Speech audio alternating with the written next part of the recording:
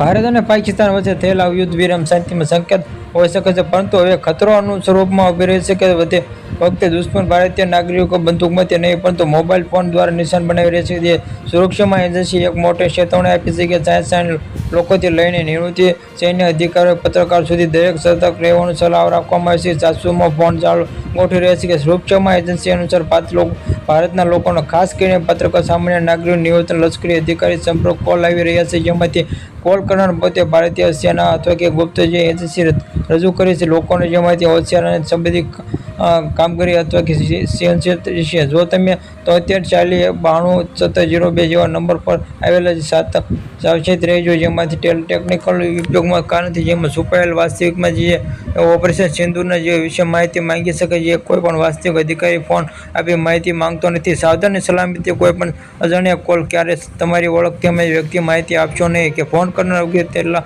વિશ્વાસ માત્ર પાત્ર જેમાં શબ્દો આંધળો વિસ્તાર ન કરો, જેમાંથી શંકા હોય તરત જ કોલ ડિક્શન કરવાનો નંબર બ્લોક કરવાનો, જેમાંથી કોલ જાણ્યા નજીકના પોલીસ સ્ટેશનમાં છે અથવા સાયબર ક્રાઇમ પોર્ટલમાં છે જે ચેક કરવાની. જે વોટ્સઅપ ઈમેલ દ્વારા પણ ખતરો ફેલાઈ રહ્યો છે. Subscribe my channel.